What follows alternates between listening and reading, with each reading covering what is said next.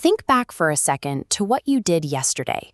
Maybe you ate a huge breakfast, or maybe you took a walk outside. When we talk about those actions, things that started in the past and finished in the past, we use a specific tool in English called the past simple tense. Look at this timeline. Over here on the right, we have now, the present moment, but way back here on the left is the past. The most important thing to know about the past simple tense is that it lives in a completely closed box. Whatever happens inside that box stays in that box, with zero connection to the present. So if you visited a friend last week, or you finished your homework last year, those actions are completely done. They are safely locked inside that past box. Because of the way this box works, you don't have to say when the event happened.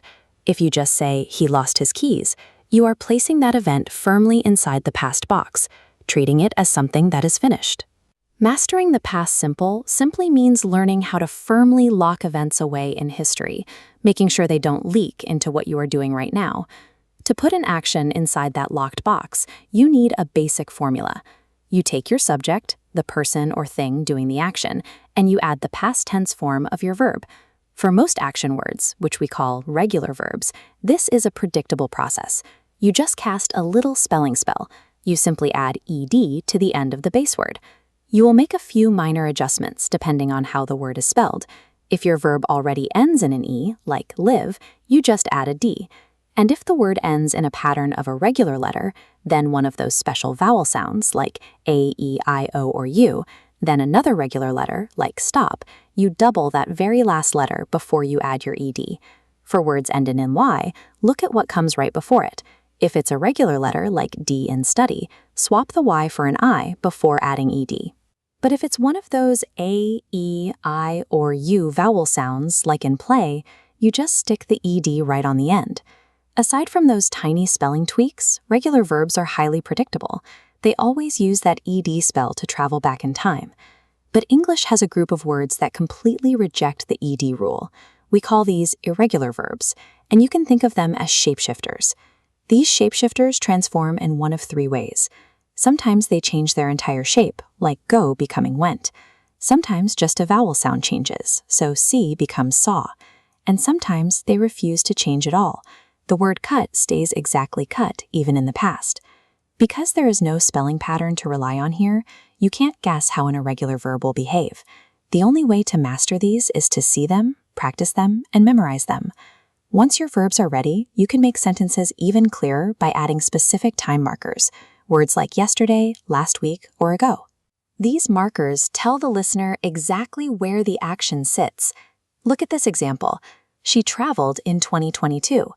That specific year anchors the action to an exact point in history, which is helpful when you are telling a story. When you combine the correct verb form with a time marker, you paint a clear picture for your listener of an event that is totally finished. So you know how to state what did happen, but how do you explain that something didn't happen, or ask if it did? To make a negative sentence, you use the subject plus didn't plus your base verb. You can think of the word didn't as a magnet. Watch what happens. If someone says, I didn't went, the didn't magnet steals the past tense form right out of the verb, pulling it back into its original shape, go. This is a very common trap for beginners. Just remember, once you use didn't, your main verb must drop its past tense and return to its original form. I didn't go. When you ask a question, the same magnet rule applies. If you start with, did she watched the movie? That starting word did magnetically strips the ed right off, leaving you with, did she watch the movie? And answering those questions is straightforward. You just say, yes, I did, or no, I didn't. Let's do a rapid-fire review of our 4 pillars. The past simple tense is a closed box for finished actions. You make regular verbs past tense with the ed spell. You have to memorize your shape-shifting irregular verbs. And did acts like a magnet, returning your main verb to its base form. By locking actions away in that time box and letting the magnet rule do the heavy lifting, you can tell any story from your past. So let's put it to the test right now. What is one thing you did yesterday?